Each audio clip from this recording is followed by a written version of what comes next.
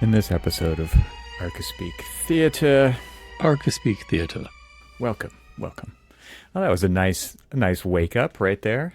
What you been doing, Cormac? Are you okay? So in traditional Cormac Phelan fashion, you would be listening to Suicidal Tendencies, or Tchaikovsky. What? Yeah, we've had an episode on musical appreciation before, and you have a wide range, as do I. Yeah, it was interesting. So I think we've talked about this, or if we haven't talked about this, we got a new dog, and the new dog's warming up to me a little slower than our old pup, and he's over there somewhere sitting up against a wall. And so I felt like, let's just play some nice peaceful music for the doggy. I'm not sure he would appreciate some of my playlists right now. And since I'm trying to keep him calm, and he seems to be perfectly fine. So, I mean, it's Christmas. Some piercing violins. Yeah. That's what dogs want to hear. Funny enough, he's actually liking it. Nice. So what have you been doing? What you been up to this morning? Helping my daughter. I know what you're asking about, and I'm going to avoid that for a second. You're avoiding it. And talking about the good things. My daughter start to create a 80s playlist. Oh, nice. Nice.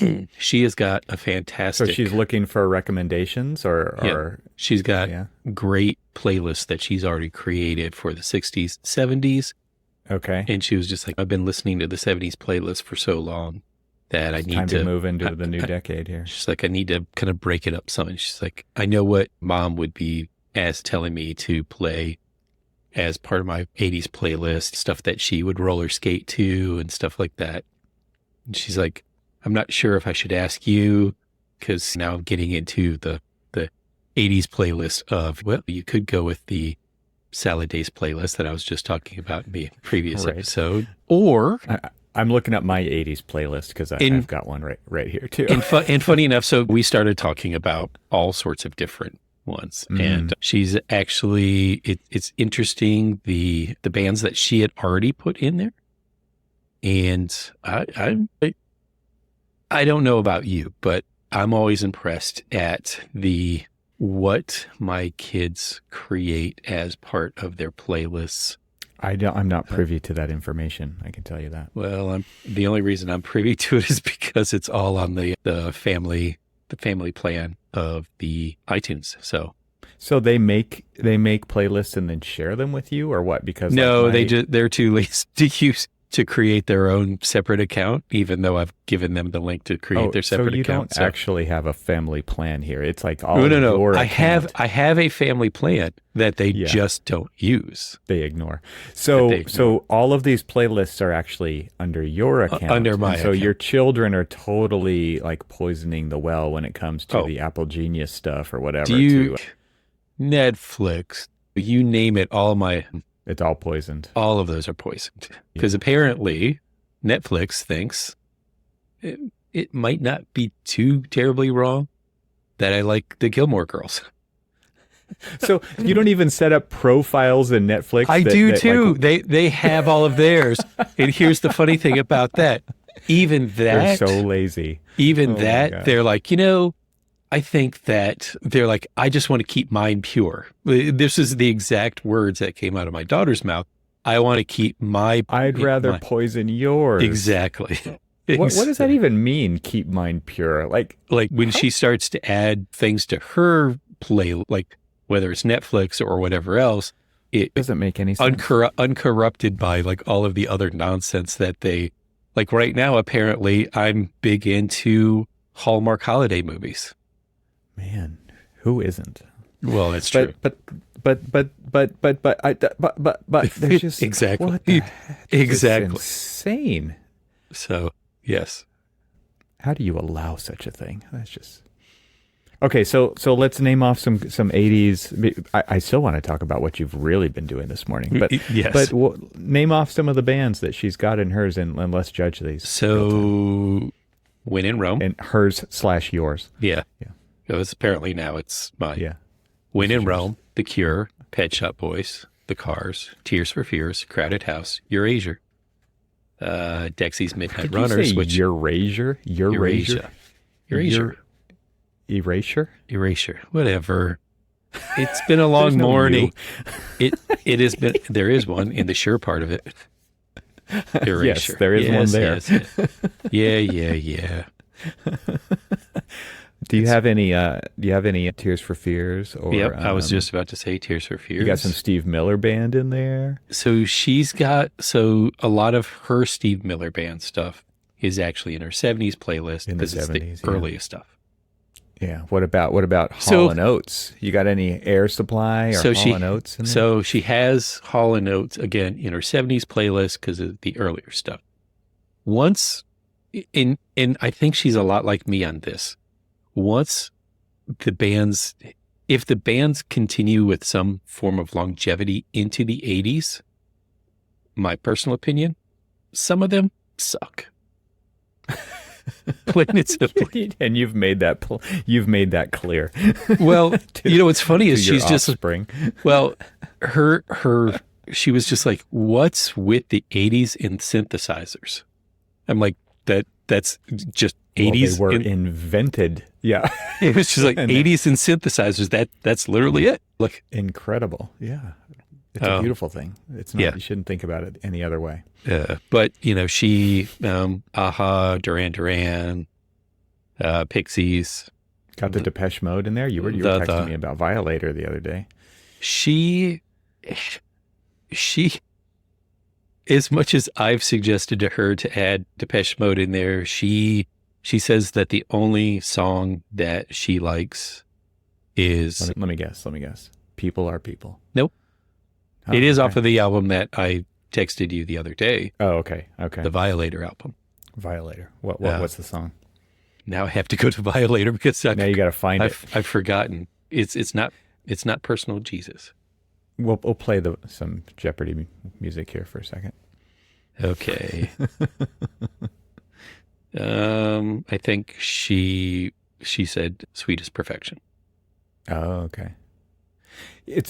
I responded. So when you sent me that, you mentioned how we've talked about how there's great albums, right? Yes. And I was just listening to kind of a breakdown of a vocal coach on YouTube who I like to watch, the charismatic voice. She's fun to watch. Yeah. She did one on Smashing Pumpkins, Mayonnaise, and amazing song, which is that album. Yeah, Siamese Dream. It escaped me for a second. Is just one of those albums for me. I totally agree with you. You said Violator is one of those albums, and so I put it on. Like I was vacuuming, and so I put it on, and man, Dave Gahan's voice is incredible. It's so good. It is, and as you said, it is the sweetest thing. Sweet, no, that's you too. Sorry, that's you too. It's Sweetest Perfection. Sweetest Perfection. Yes. So good. It's so good. We were talking about that, and she's just like, I don't know.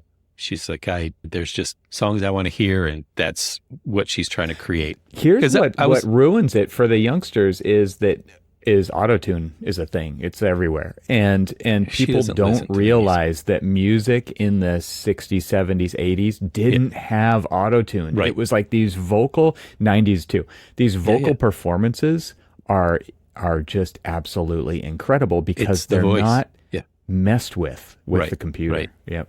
And so funny enough, she doesn't really listen to music of her generation.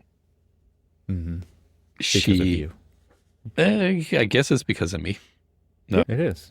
And it's because you've poisoned that, so she gets to poison your Netflix. Well, that's true. I remember one time I was just like, wow, my daughter knows all the lyrics to Red Hot Chili Peppers. And then I was just like, oh, damn. My daughter knows all the lyrics to Red Hot Chili Peppers. Yeah. That's scary. Sword. Yeah, totally. Because none of them are appropriate for her. Right. It's so man, the 80s were great. The 80s, there's a huge range in there. I mean, think about this. Isn't this like when 9 Inch Nails really hit the scene? So 9 Inch Nails was late 80s. I want to say though that I want to say mid 80s. I saw recently something about Trent Reznor kind of lamenting the fact that some of his stuff was 40 years old. Like, that's insane. Well, that's insane. Didn't you and I just talk about the fact that if in 2 years, whatchamacallit, the Beastie Boys, yeah, right, is going to Licensed to Ill. Yeah, Licensed to 40. Ill is going to be 40 years old, and that is insanity, just insanity. It is. It is insanity. I'm looking at I'm trying to find what okay, so they formed in 1988. 9 Inch Nails did? Yes. Oh, okay. So maybe it was earlier. So Pretty Hate Machine probably was, it says essential albums. I want all the albums. That one. 1989 was Pretty Hate Machine. All right.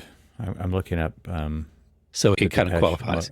Just like Violator is 1990, so it falls out of the range of that one. But then there's Music for the Masses and things like that, you could. I had Music for the Masses on cassette, and I remember putting it, I going did on too. a Boy Scout trip. Oh, gosh. On a Boy Scout camping trip to Mount Palomar Observatory. So San Diego area, putting that cassette in the car and playing it with, there was probably 6 of us in this Oldsmobile, because it had 2 bench seats, like front and back, right? Mm-hmm. So there were 6 of us sitting. It's an early SUV. It was an Oldsmobile Cutlass Supreme. Ooh. And a giant trunk full of camping gear. And my dad was driving us down there, and amongst other cars and vans. So it was a big, big group camping trip. And so car camping, right? The adults were chaperoning and cooking and doing the main stuff, and we were setting up tents and all that stuff and playing Music for the Masses. And my dad did not like that at all. He thought it was whiny, depressing music. And he wasn't wrong. I think about it, but then I also think like how great it was. It was just, it's so good. I think about the Thompson Twins. I think about Howard Jones. The Pet Shop Boys. Yeah, like these need to be on your daughter's playlist. You better be taking notes here. No. I've told her I was just like Till Tuesday, things like that, and she's like, oh no, I don't like her voice. The Voices Carry song, Cyndi Lauper. So she's kind of doing a slightly different take on like 80s music. So it's not like the Bangles or Poppy kind of version. It's more kind of top 40, not top 40. I did show her the college rock, and she's like, ooh, all of these are great. And like, that's more of kind of, I guess, what she's really looking for is the college rock stuff. Cause I told her, I was like, if I wasn't listening to the punk stuff, I was also listening to kind of the college rock stuff. Totally. That's where I discovered REM, which, she's the only one other than me who can listen to REM, but not like I do. Like, I've just been playing the essentials like all last week. I enjoy those playlists on the streaming music services that they put those together. They'll put them together for decades or genres or all kinds of stuff. And I find those are pretty darn good. And if there's a song you don't like, just skip it. But they're pretty decent compilations for sure. They're pretty fun. So when I was listening to Music for the Masses before Violator came out, my strongest memory of that is driving through the mountains of the Black Forest when I was stationed in Germany. Wow, cool. Yeah. It is very kind of, I think that those synths and those drum machines and stuff that they were using to create that album was very German. It sort of felt like that. And it's not like the German clubs were playing all that music. Synth pop. I mean, oh my God, synth pop was like, yeah. I wasn't necessarily, I mean, it was funny is like bands that I liked were synth pop, but then there was those like, I don't know, do we consider New Order synth pop? I don't think so. No. I was going to say, I don't think so. They were analog instruments, I think. They might have had a drum machine here and there, but... Yeah. Did you ever hear of 808 State? I've heard that term, but... 808 State is a band. Oh, okay. Kind of a house techno band. Okay. They actually did an album with Bjork, Oh, and nice. it was amazing. Nice. So I'll have to check that out. you need to hunt I'm it writing down. it down. 808 State. Yeah.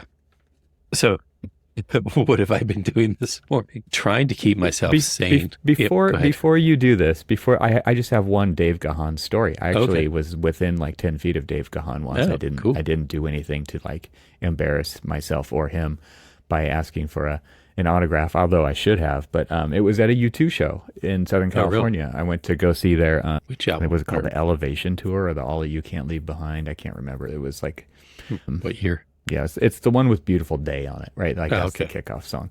And that was cool because their stage was like this heart, right? It was this, if you look at it in plan view, it was this heart. And the point of the heart was the tip of it, what like the bottom tip, if you drew the heart shape, was out in the audience. But the first fans who bought general admission tickets ran down there, including myself, waited in line all day long to have this opportunity to get into the heart. And they only let like 150, 200 people inside the heart part of the stage. Everybody else was either up in the seats or out on the general floor.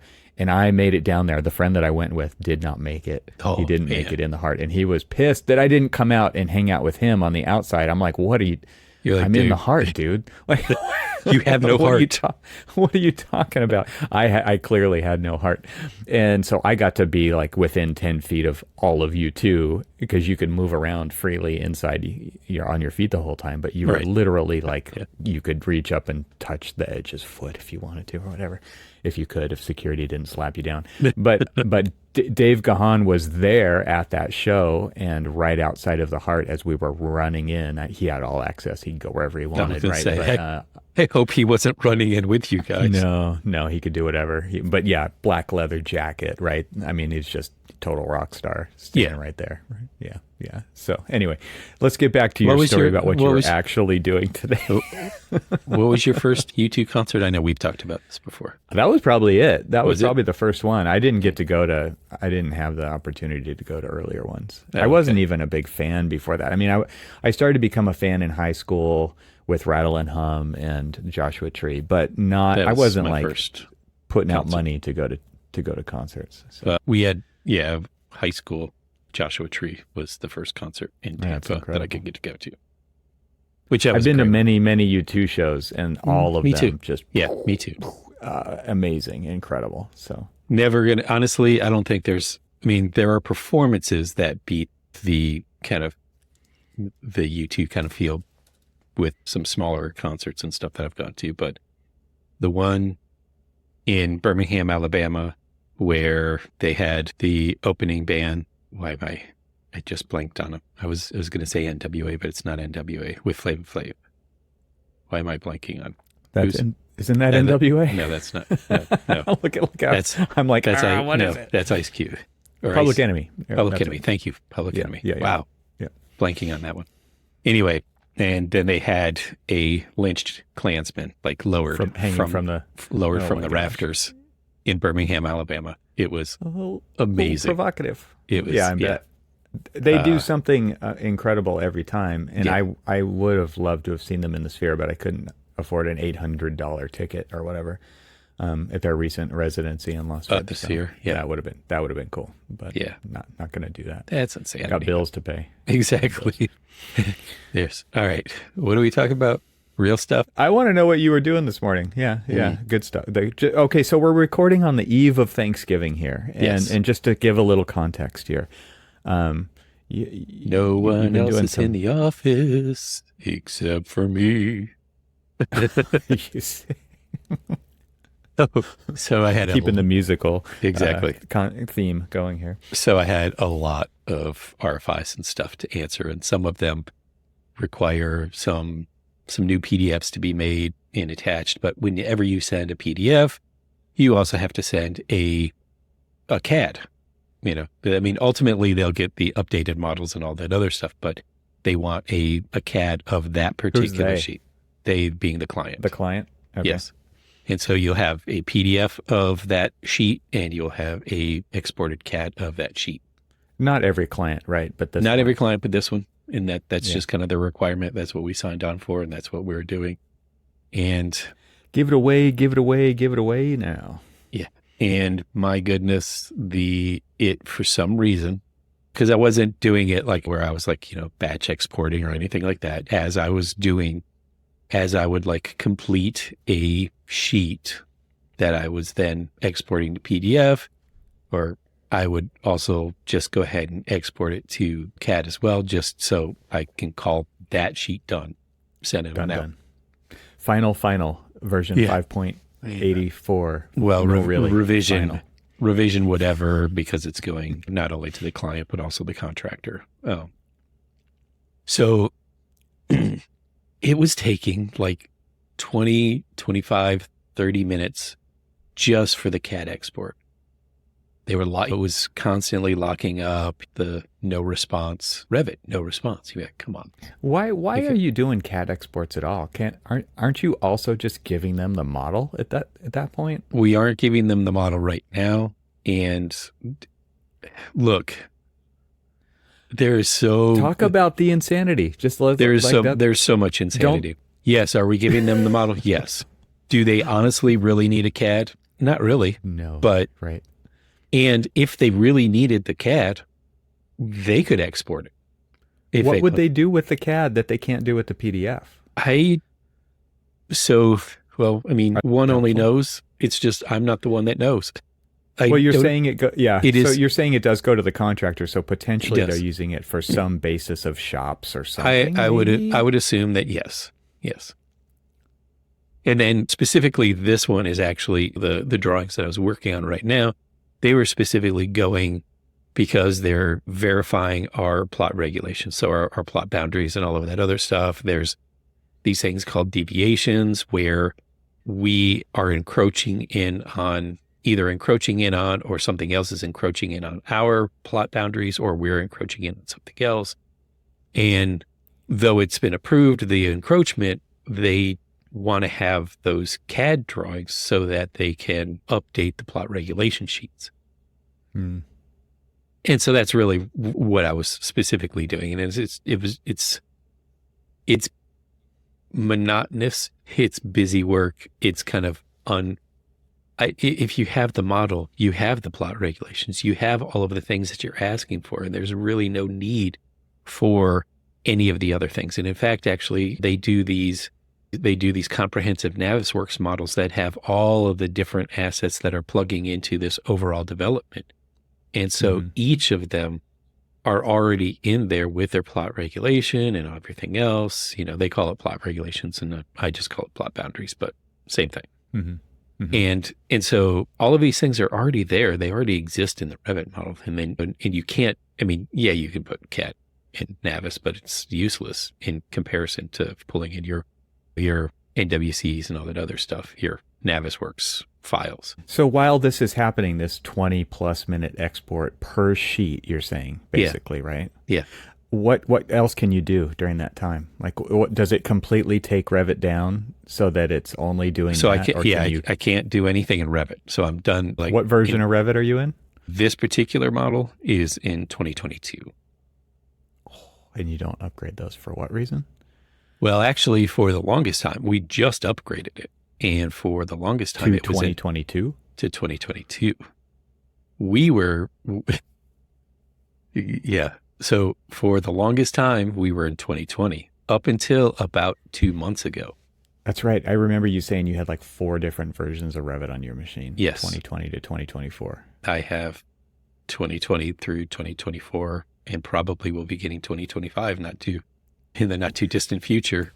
One of the features of 2025. Yes. Is this batch PDF export in the background, which means that you can continue to work in Revit, but that's just PDFs. I'm assuming that doesn't count for DWGs. But you can still do batch exporting of DWGs, and hopefully they would be doing the same thing, because it's essentially using sort of the same batch file kind of thing to do that. But I don't think you should give that credit unless it's actually true. I'm guessing true. You're right. I don't know, because I don't have it on there. I haven't test driven it. In fact, to be quite honest with you, because I don't even have any projects right now that are in 2024. I've only opened 2024 just to open it and say it's Just there. curious but I why haven't you used guys it. keep stuff in those versions. Is it because your consultants only have those versions? The owner only has that version? The Our client, contractor? Like, the what's only the deal? the only reason why we kept it in 2020 for so long was because our client.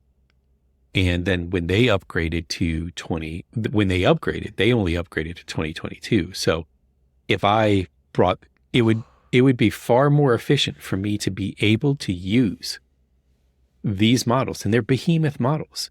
They would be far more efficient to use in the, more current versions. But Maybe. I can't upgrade them to anything further than what the client has. Let's take a short break from the conversation to tell you about today's sponsor. Not long ago, we started hearing about a company helping firm owners build effective remote teams. When we looked into it, we found World Teams, a company that specializes in helping smaller architectural practices set up skilled and reliable remote teams. What struck us most was how they're addressing a critical challenge for small architecture firms: the need to scale teams up or down as workloads change. It's a great way to handle busier periods without the overhead of permanent hires, keeping labor costs manageable.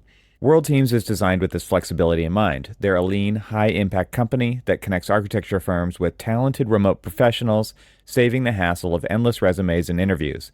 Plus, they operate within your time zone and prioritize near-native English speakers, ensuring clear and effective communication with your team members. Their flexible contracts allow firms to adjust team sizes as project demands change. You'll be connected directly with these skilled professionals, building trust and collaboration while reducing operating costs without sacrificing quality, a win for any practice looking to expand intelligently.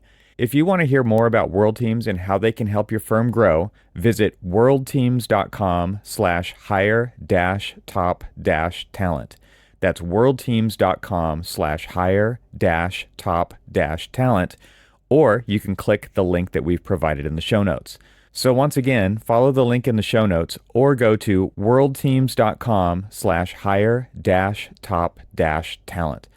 Thank you to World Teams for helping make this episode possible. And now, back to the conversation. So why do you think it takes so long to export these sheets? Is it because the model is so big? Is it because you Probably. have a ton of Yes. errors in the model? Like how clean is this No, model? surprisingly enough, these models now are pretty. We're talking. I would say that if there's any errors in it, we're not talking anything more than like 20. But you're also talking A few about hundred. no.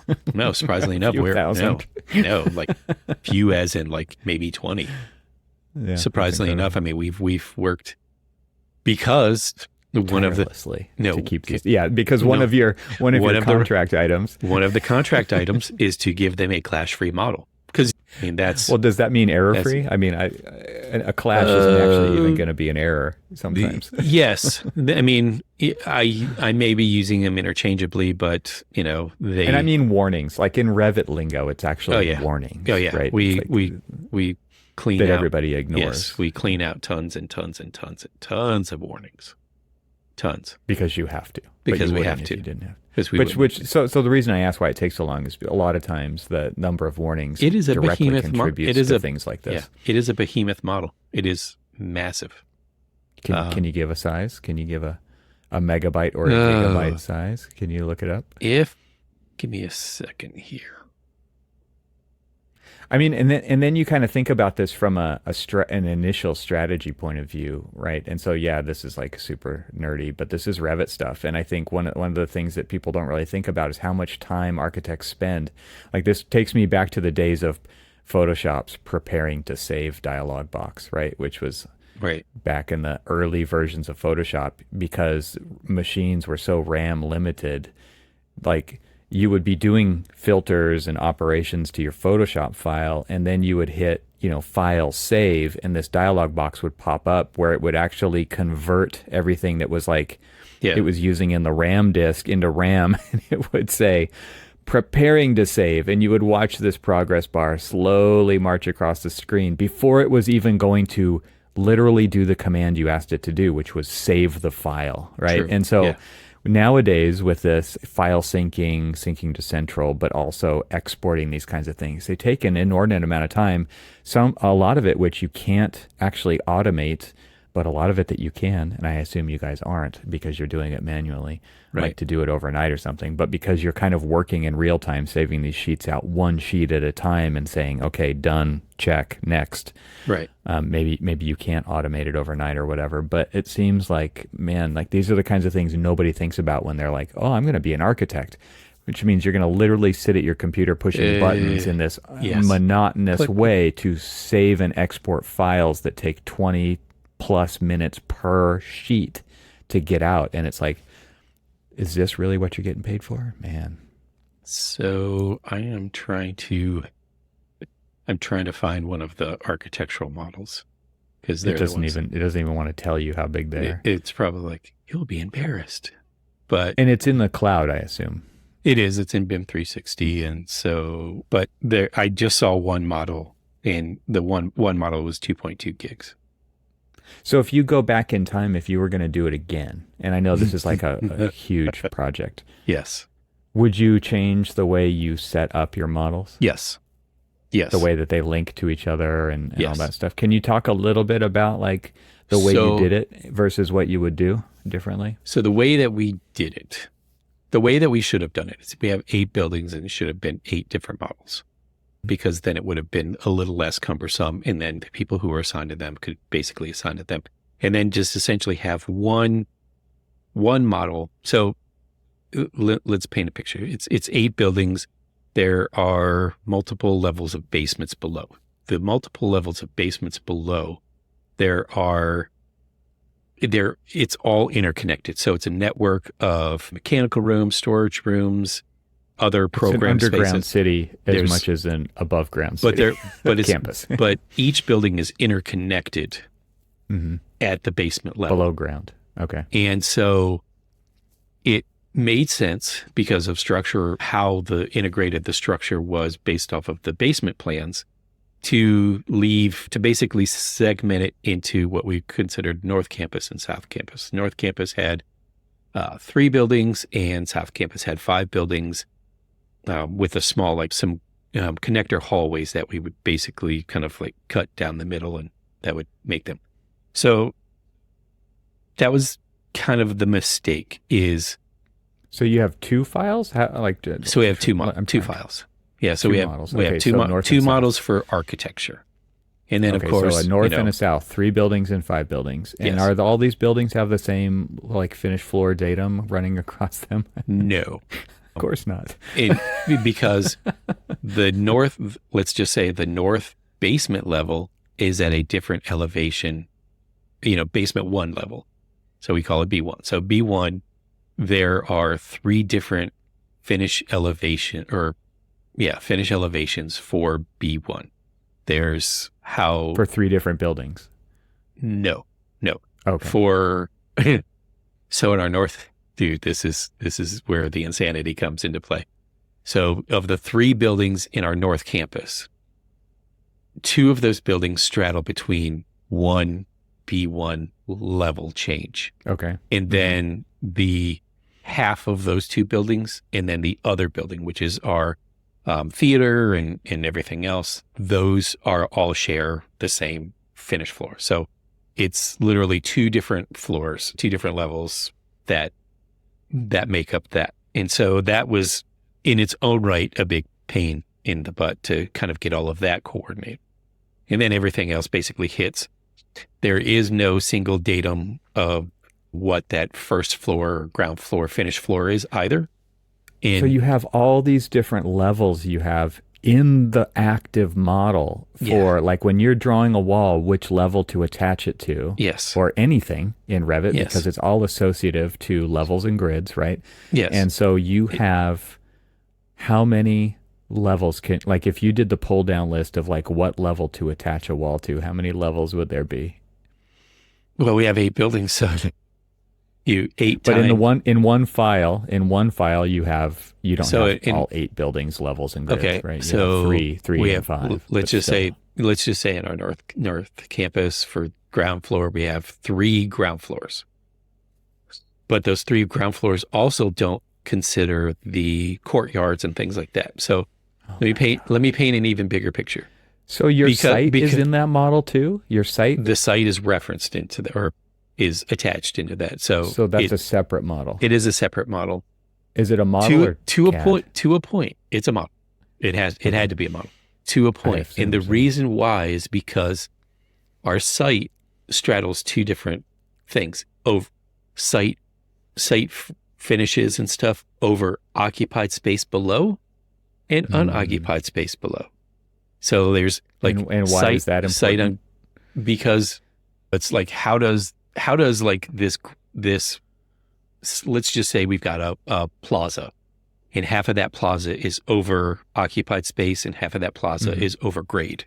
That the portion over grade, it's relatively simple, right? You're just kind of creating the layers of your finished paving and all of that other stuff for all of that. As it gets in over structure, over occupied space, if you're planting in that same area in the landscape model, now it becomes a little bit more complex because that structure doesn't live in the landscape model. It actually lives in the architecture model or the structural model.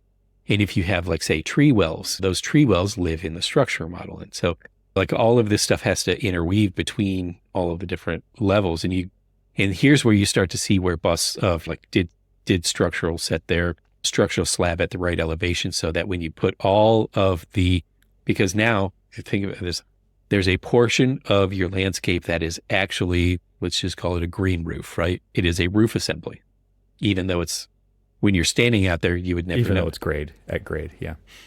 Well, so even if it's at grade, it's a roof assembly to a point, and then it becomes basically, then it's just pavers on site work. Site work.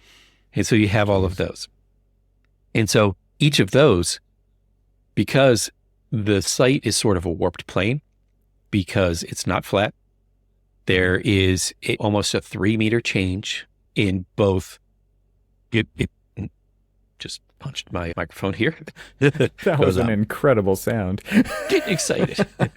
But so let's picture it as just a regular piece of paper. So I'm going to hold up my visual. We're getting a visual here, right, people. So hold up a piece of paper. So it's like on the longitudinal side, like east to west, east-west side, it drops 3 meters. But diagonally, it also drops 3 meters. But when you're placing all of those buildings all the way around it, each of those buildings, when they hit the ground floor or the ground plane, they're all sitting at different elevations as they hit. So this is why I cannot believe you guys decided to put multiple buildings in one file. Well, I cannot believe it, because dealing with Revit's levels and grids now, is you know pain what? in the ass if it's more than one building. It is absolutely... Right. I mean, and just for the people coming onto the project midway or having to deal with that all the time, like, oh my God, talk about the Matrix, right? Just like the stuff all dropping down the screen, and you gotta like somehow take this in and figure it out. So it's a nightmare. So the thing is that would it have been better to do, say, 10 models where you essentially had your South Campus model was just your basement levels. And then you plugged in your 5 models on top of that. Here's where we were starting to get pushback. And so this is where we start talking about, like, collaboration with your engineers and everything else. This structural, they didn't want to do anything more than 2 models, because their whole basement level and all of the structure that's coming off of it, it was all coming in so like all of the buildings essentially create one building. So if you looked at the North Campus and the South Campus, in the structure's mind, that was just 2 buildings.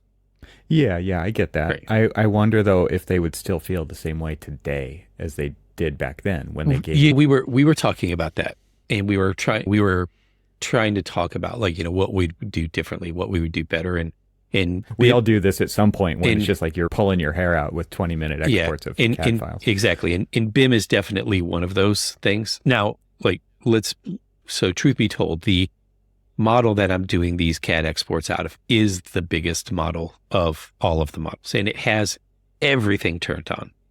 Everything turned on. Our interiors models, there is... You mean models, or do you mean work sets? Like there's actually an interiors model? There's like an a interiors reference model. into this? Yes. So that's a separate model? Okay. Yes. And mechanical and plumbing and IT and All your security consultants, and everything else. So Yeah. everything. So if I wanted security cameras to show up, I'm going to be turning on the security model. If I wanted fire protection to show up, I'd be turning on plumbing and fire protection, and so on and so forth. I mean, those are pretty similar to like most every other Sure. project, but the sheer size of them makes They're set up the same way that you're set up, right? Yes. Where it's like a north and a south. Yes. Because they're not building that stuff. Yes. What I'm saying is They're like building they're off all of us. dictated based on how you decided to accomplish this in the first place. Yes. Well, I will say that at least between the structure, mechanical, and architecture, had this conversation early on. What should we do? What is the best way? And I think I may have been swayed a little too much by our structures, saying, I don't want to build a bunch of different models because everything's kind of interlinked together. I'd, Sure. much prefer to do two. And so I get that. Okay. I just don't know that. I just would wonder if it's still the same, sentiment or not, because like there really seriously I needs to don't be think that- lessons learned here Yes. after this to say, Yes. how will we do this next time? And like that rarely, it happens, but not enough. And you have to do it with that same group of initial stakeholders to say, hey guys, like, okay, there's no pointing fingers here. Like this is seriously for the next time. It's not anything about No. how, Yeah. and how would, knowing what we know now, how would we do it differently? I'll say this. Did it make sense at the time? Yes. Because of just... Well, you didn't know what you didn't know. Exactly. You didn't know how did- complex we also these did- files yeah, were going to get, like, how big they were going to The get. sheer volume of detail on all of these models, which is part of our contractual requirement, going back to that, made Which is these what? things What- become Is there bigger an and LOD big- assigned to this? 350, which is so typical is 300. And even with that, so technically it's 300, but they've been demanding it to be more. And so with that, It's getting a squeeze, man. yes. Oh my God. So with that, they're getting like 350 level documents out of the 300 level They're paying contractual. you for. Exactly. Yes. Let's just say it plainly. Yes. Oh my. Yes. And literally paying for it. Like you are literally paying for that with these exports. Did you say with all this pay time, or because painting? Pain. You're literally painting for this.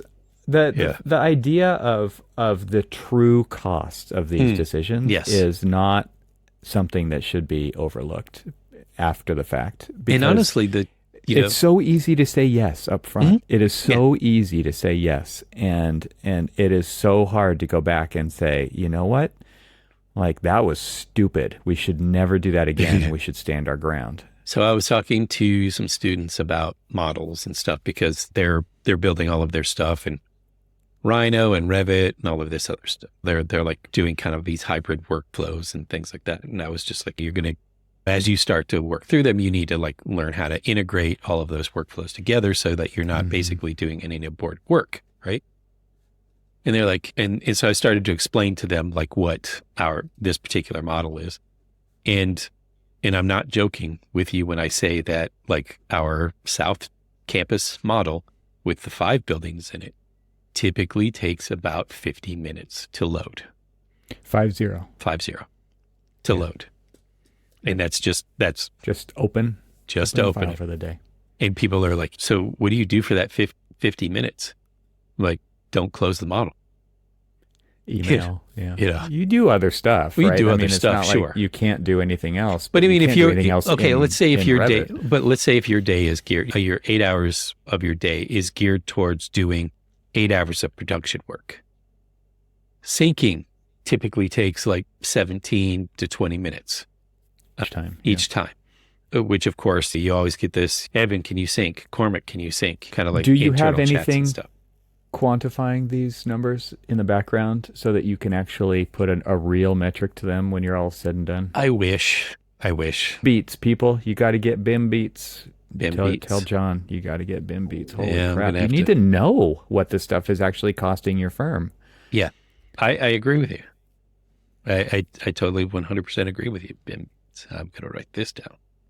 Talk to Conrad over at BIM Beats. I mean, it's one of those things where it's like you can literally measure all kinds of things, and people are typically scared of these kinds of things because there's Big Brother and they're gonna know what you're doing, but it's like this is serious business stuff. This is The amount the of business time owns the software, they own the computers, you're their employee, this is their project, they have to deliver it, it's their reputation on the line, they need to know what it's actually taking. The amount of in time, exactly. The amount of time that it takes for me to, well, let's just say that the amount of time it has taken for the entire team to wait on the model, to repair the model, to recover the model.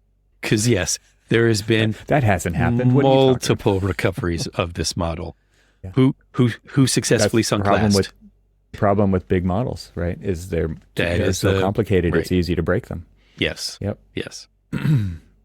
And then of course when you do eventually upgrade that model and things start to dehost and all of these other things, and you just basically have stuff that goes all haywire. Thankfully this one didn't really, we didn't have as many problems as we thought. We originally we ran a few tests. We created some duplicate models and ran a test, and we were getting thousands upon thousands of errors and things like that. And so thankfully we somehow got around it. I don't know how somebody else much smarter than me was working in the background to do all of that and make sure that it didn't implode on us. But what's your billable rate? Mine? Yeah. Bill you out at? I think it's like 150. It's might be a little bit lower than that, but roughly around there. Okay, so I mean, just the time it takes that you can literally just sit there. Let's just say. Well, let's just say that insignificant. Well, let's just say that. How old is the computer that you have? I think because how old is the one that you got? It's like a year. Mine's a year. Year, and I think I had mine probably about 6 months longer than you got yours. So, but let's just say it's not the top of the line, right? No. For some reason, they kitted this one out, and actually, it's pretty good. Like, yeah, I'm just thinking. This is a guy who runs like 3 different Revit builds at the same time. It's not incapable. My point is, when you're doing work like this, a faster computer makes a measurable difference. Yeah, that is, totally that is peanuts compared to your billable rate. So and that's where a lot of people don't want to upgrade hardware, even though it could seriously do like a 20% increase in productivity, and it doesn't even compare to how much they're wasting on your billable rate with this kind of stuff. And yet there's so much pushback for doing that. 100% preaching to the choir, because you and I know, because like we've gotten together and with some of our friends that you used to work with who used to make fun of me when they would see my computer and compare to theirs. It's just like their build made more sense for the work that we do versus this. Like I was like, oh, look at my old timey machine here. Let me crank it up. That's right. When we were at the AI, exactly. It reminds me though of like okay, so there's different paradigms here. You could be completely working in the cloud, and like a data center could be doing this stuff, right.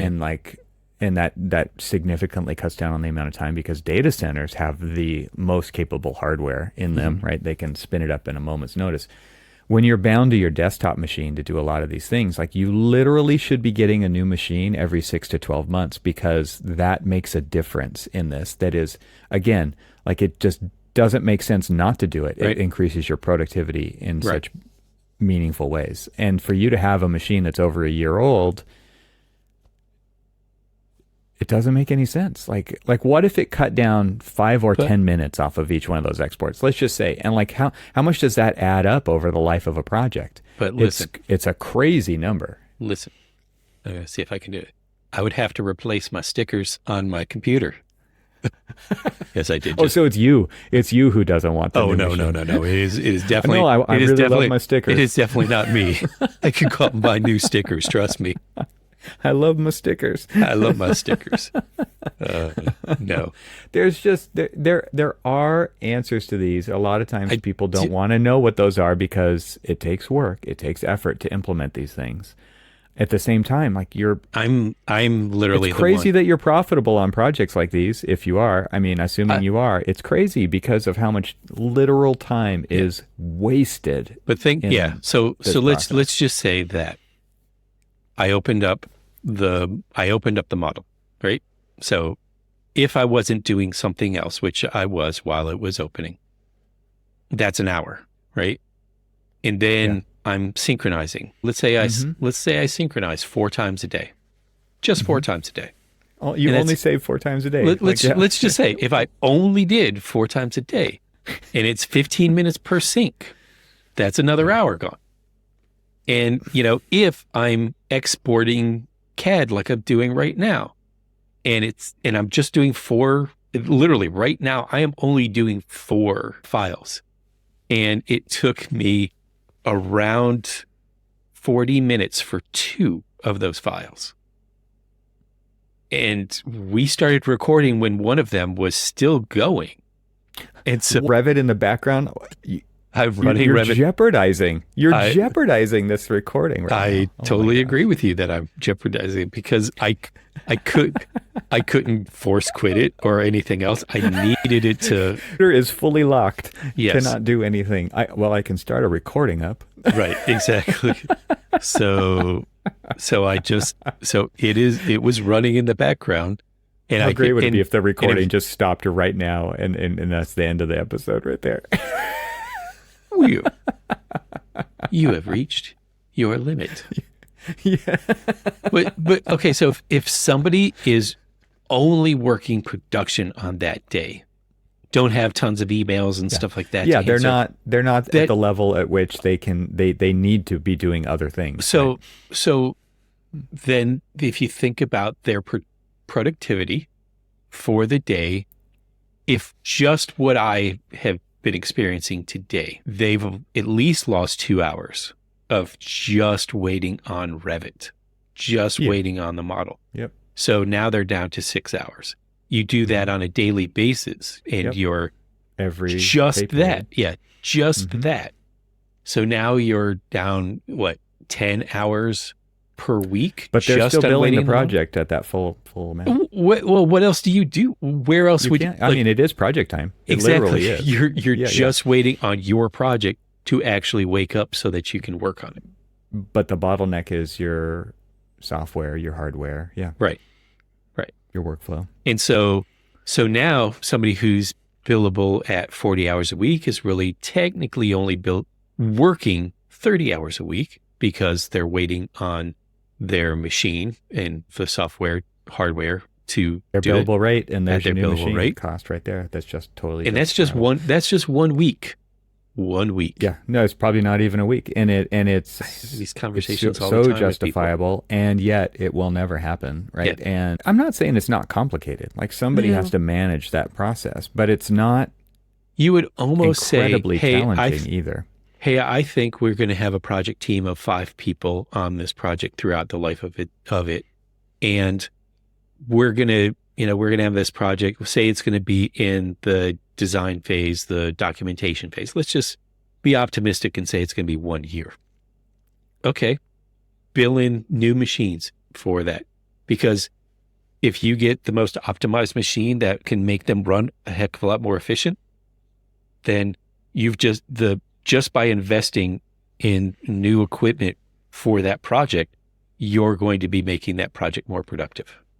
What you actually need to do is you need to run virtual machines here, and you could have any crappy computer at home, and the virtual machine is set up while you're working. Like it's literally ready. The next time you boot, you will be on a newer, faster setup.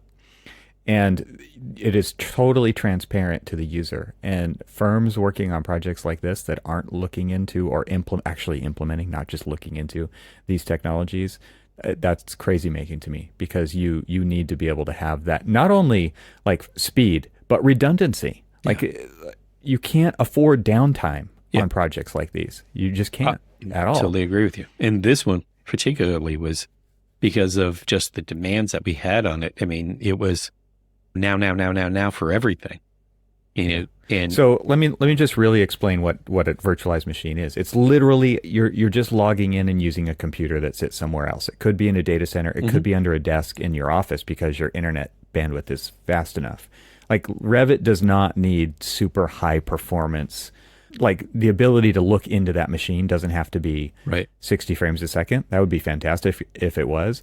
But that computer can be in a tower. It could be in a rack in a server room. It could be any kind of configuration that actually makes sense hardware wise. But it's definitely bigger and badder than the little laptop that you've got on your desk here with a couple of monitors.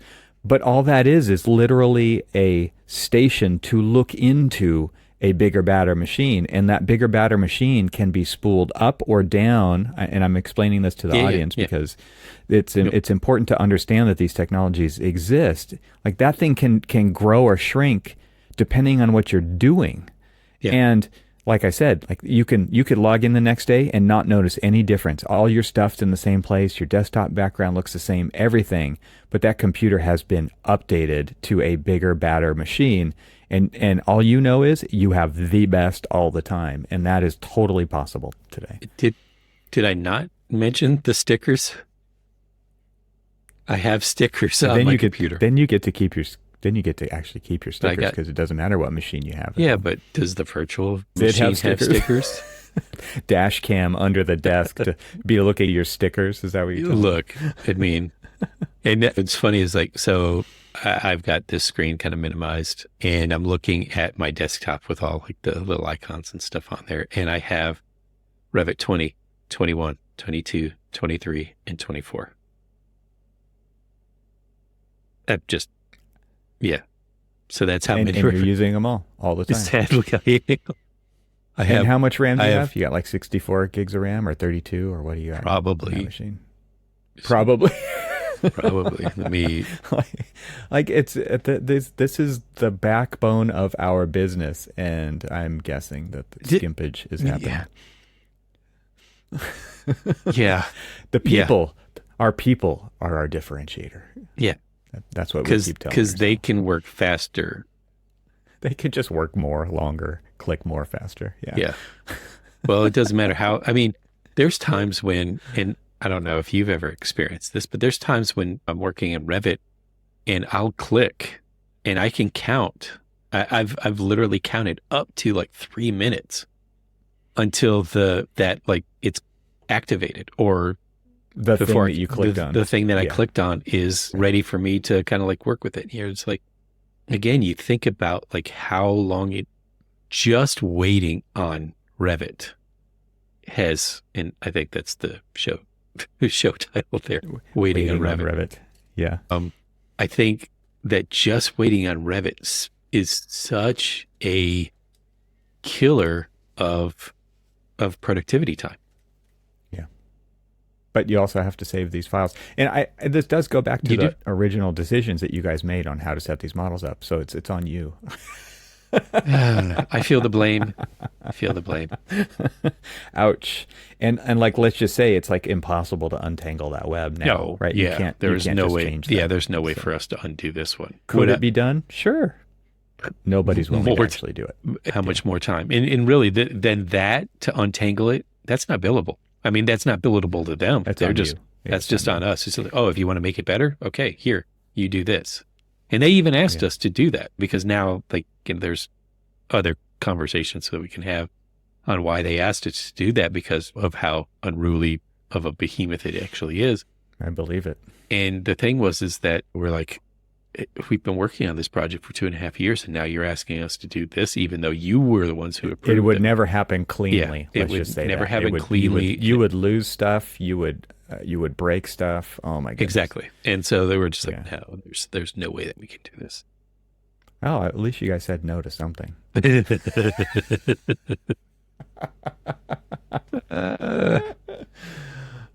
you want to make me cry? Yeah. Let's end this episode with a bunch of sobbing from Cormac. No, really. Yeah, no, really.